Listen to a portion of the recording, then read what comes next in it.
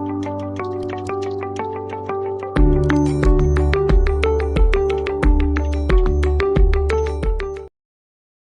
स्वागत है आपके अपने class 10th-12th only YouTube channel पर।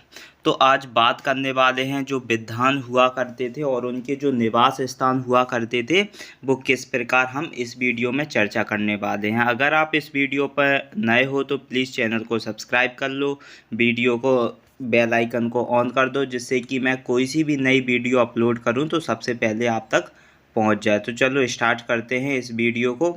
इसमें बताया गया है जो ऋग्वेद में जो विद्वान हुआ करते थे उनके जो मूल निवास स्थान हुआ करते थे वो प्रेजेंट में कहाँ पर है। जैसे कि जो मैक्स मूलर एक विद्वान था, इसका जो निवास स्थान हुआ करता था वो मध्य एशिया में हुआ करता था, जिसे बैक्टीरिया भी कहा जाता था। क्या कहा जाता था? बैक्टीरिया भी कहा जाता था। और कहा जाता है जो बाल गंगाधर तिलक का जो निवास स्थान था वो उत्तरी ध्रुव पर था, ऐसा कहा जाता है। और जो दयानंद सरस्वती है उनका मूल निवास स्थान तिब्बत में माना जाता है। ये आर्यों के मूल निवास स्थान के बारे में चर्चा करता है।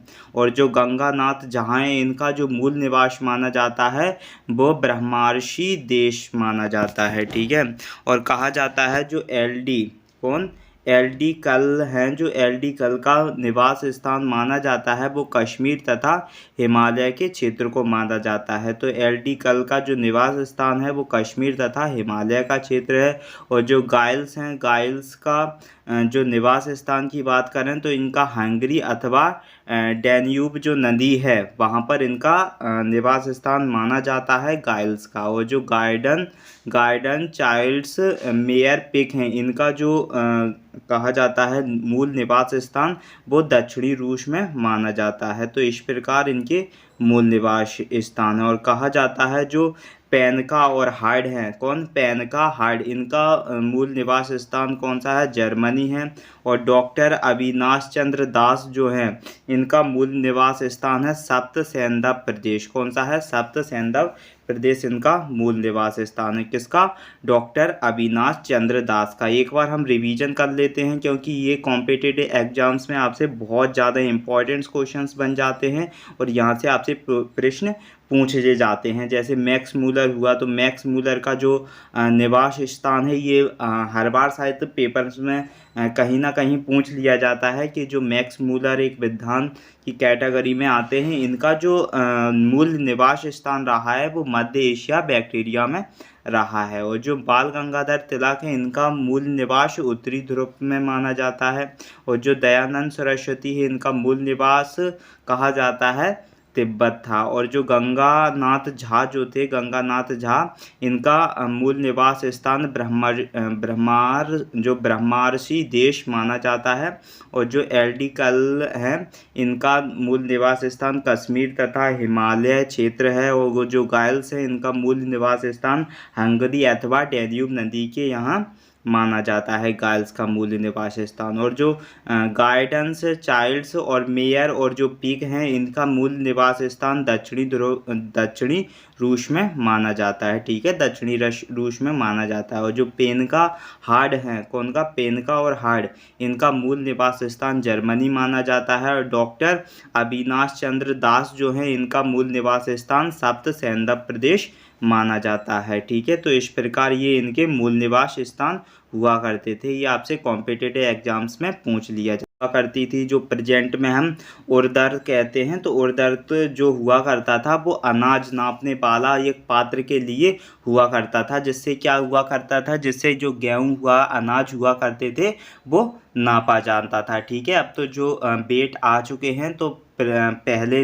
ऋग्वेद काल में नहीं हुआ करते थे तो उर्दरा हुआ करता था। तो उर्दरा आपसे पूछ लिया जाता है कि जो अन्य प्राचीन शब्दावली में जो उर्दरा था वो क्या काम में लाया जाता था। तो उर्दरा एक अनाज नापने वाला पात्र के लिए काम में लाया जाता था। और जो गौरी हुआ करती थी वो भैंस को कहते थे।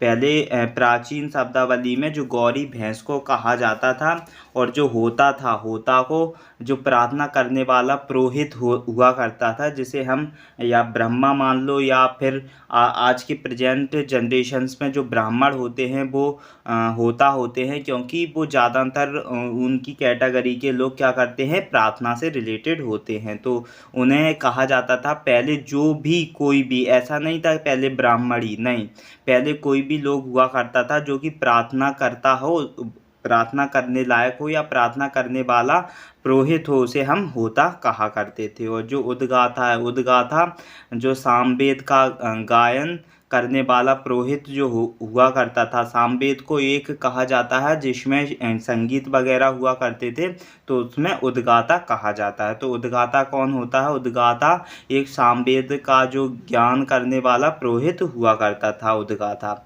और जो अथर्वायु जो हुआ करता था, जो अथर्वायु, तो अथर्वायु एक कर्मकांड एवं पशु बलि देने वाला पुरोहित हुआ करता था। जो कर्मकांड एवं पशु बलि देने वाला जो पुरोहित हुआ करता था वो अथर्वायु हुआ करता था। और जो ब्रह्मा हैं, तो ब्रह्मा यज्ञ विधि पूर्वक करने वाले अध्यक्ष पुरोहित हैं। जो ब्रह्मा होते थे वो यज्ञ विधि को पूर्वक कराने वाले अध्यक्ष पुरोहित को हम ब्रह्मा कहा करते थे, ठीक है। और जो ब्रीही होती थी, तो ब्रीही चावल से कहा करते थे। और जो तक्षण, हम बड़ाई को तक्षण कहा करते थे। और निष्क को, निष्क किसे कहा करते थे? जो मुद्रा के लिए प्रयुक्त जो शब्द हुआ करते थे मुद्रा के लिए, उसे हम निष्क कहा करते थे।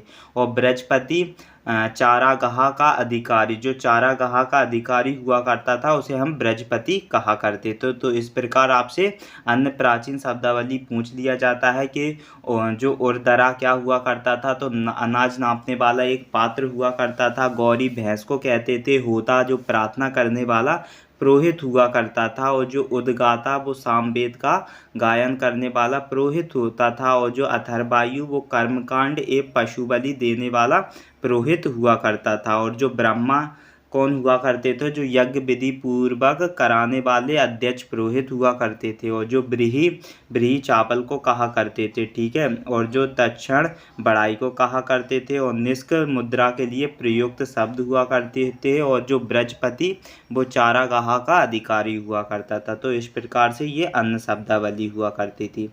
अब बात करेंगे जो अथर्ववेद को कहा जाता है, जो अथर्ववेद हुआ करता था, तो अथर्ववेद को ब्रह्मा वेद भी कहा जाता था। जो अथर्ववेद हुआ करता था इसे हम ब्रह्मा वेद भी कहा करते थे। और जो यजुर्वेद पर, जो यजुर्वेद पर वृद्धानों ने सर्वाधिक भाष्य लिखे थे। जो यजुर्वेद हुआ करता था इस पर जो विद्वान हुआ करते थे उनने सबसे ज़्यादा क्या लिखे थे? भाष्य लिखे थे। और जो अगस्त्य ऋषि ने, किसने?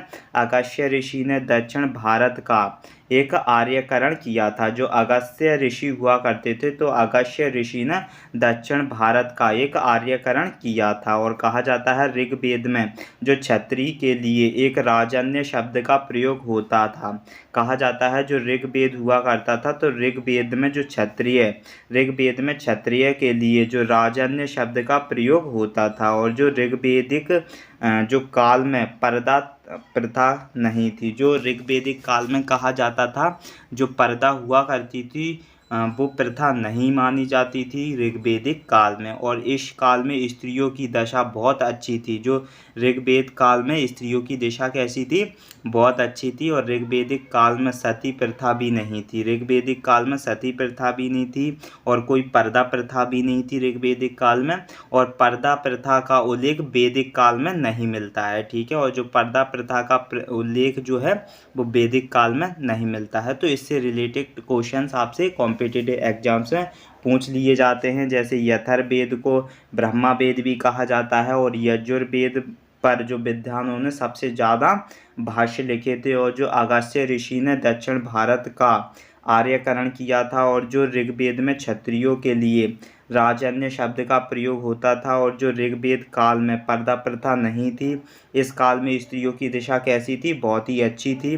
और ऋग्वेदिक काल में सती प्रथा नहीं थी। और पर्दा प्रथा का उल्लेख कहा जाता है जो पर्दा प्रथा का उल्लेख वो वैदिक काल में नहीं मिलता है। ठीक है, तो इस प्रकार आपसे कॉम्पिटिटिव एग्जाम्स में प्रश्न पूछ लिए जाते हैं। ठीक है, तो आज के लिए इतना ही रहने देते हैं।